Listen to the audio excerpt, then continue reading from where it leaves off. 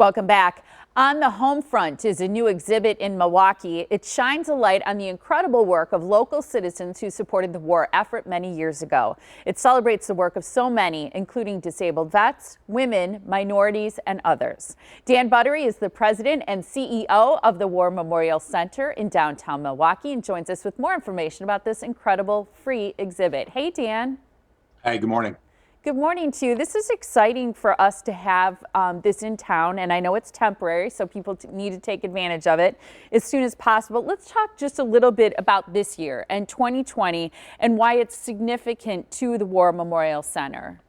Yes, thank you for the opportunity to talk about this exhibit. It's not a traveling exhibit. It was curated by the staff here, along with Tom Faring and a few others who helped us tell the story and develop the story for Milwaukee and manufacturing during the Second World War. 2020 marks the 75th commemoration of the end of World War II.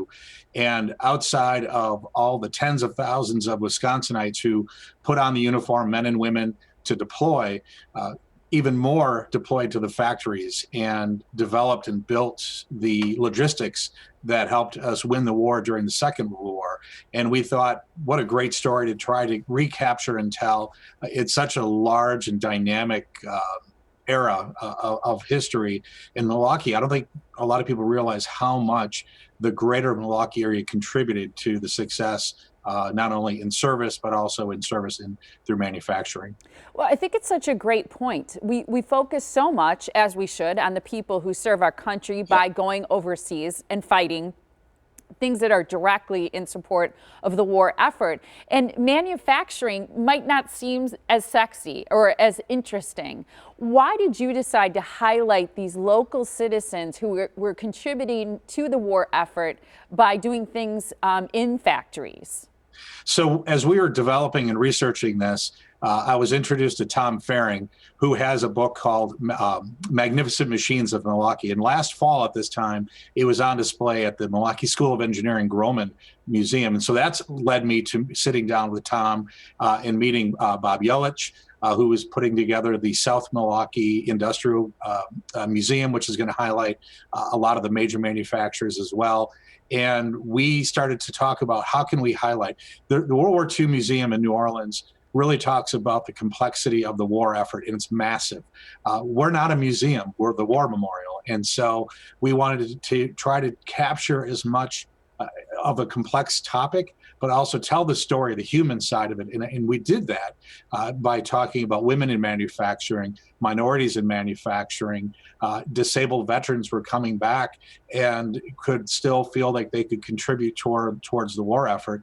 And we capture that information in not only this exhibit, but also the book that Tom Faring was kind enough to develop in parallel with this exhibit, which is called When Milwaukee Went to War. Yeah, I know that accompanying book is so important to this particular exhibit and such a nice complement to it, so that people understand what kind of manufacturing was happening. What was most supportive of our effort overseas in that war? It's incredible. I mean, to even try to talk about the full breadth would be almost impossible, in this type of segment. But of course, Harley Davidson, we have two World War II Harley Davidsons on display, one of which confirmed service at Subic Bay in the Philippines. And the other one, which was your WLA, there were over 60,000 of those made. Mercury Marine, which many of us know the engines, for our boats, and they actually made a drone. Yes, a drone during the Second World War. And that engine is on display here as part of the exhibit, to include raincoats that were being made by a manufacturer right in the Third Ward, the diving equipment, Desco, the Mark V, which is the helmet and the full suit. And by the way, most of these companies, as we know, Harley, are still in business today.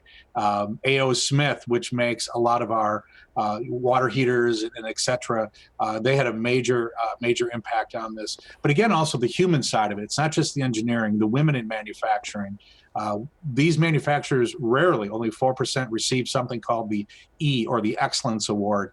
And we have over 72 from just the greater Milwaukee area in Wisconsin that received that Excellence Award. And a lot of that was due to the women the minorities who were actually coming into Wisconsin to participate in the manufacturing where they could not find work elsewhere. It became a huge employment opportunity for them, and they were winning the awards as well for their excellence. So we try to tell that story behind this as well. Such an interesting and human element to it. Really quick, because we're running out of time, Dan, you have this wonderful ornament. So this is the first year that the War Memorial Center has this holiday ornament.